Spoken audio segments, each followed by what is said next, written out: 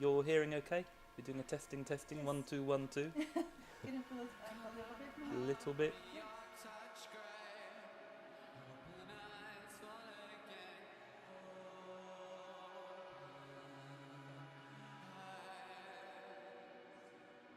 Thank you for coming and being with us here. We're delighted to have someone from our reading list here to inspire the students.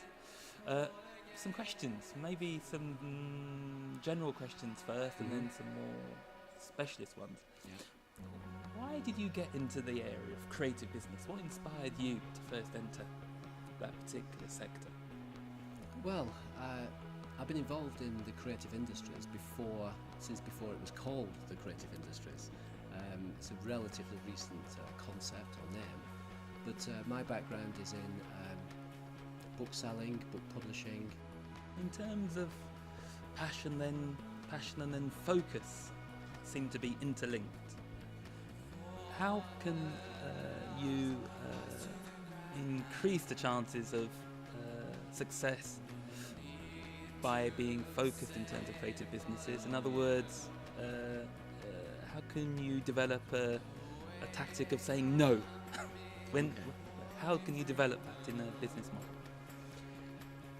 This is very interesting because I think a lot of creative people are naturally interested in lots of things, and I think that's good to feed creativity, to be interested in various things.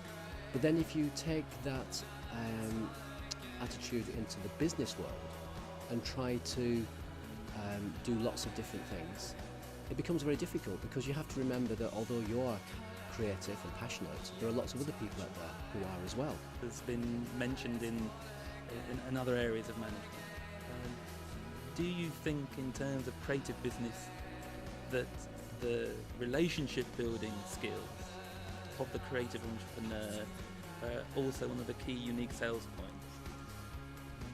Absolutely. I think that relationship building is crucial in all business, and the more I think about it, and it sounds really obvious, business is actually between people. It's not between companies or brands or institutions, it's between people.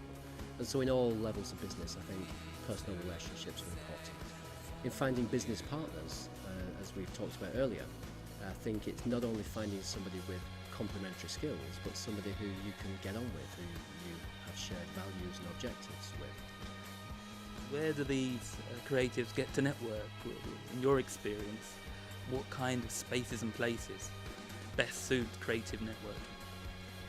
Well, I think it sounds simplistic, but wherever creative people are, I think we need to work with the community we have, and so even before networking in the creative industries was engineered, creatives have always hung around together, whether it's in coffee shops or bars or nightclubs or art school. And so there's a natural clustering, and I think we just have to work with the energy and the momentum of that. So I would say it happens anyway, and we can just give it that extra nudge or that extra push, not by doing something different, but by adding some extra energy or facilities into the natural dynamic of networking. So go with the flow, go where people are. If young creative people like to drink, and I believe sometimes they do, then let's go where the drinks are, and let's run with that.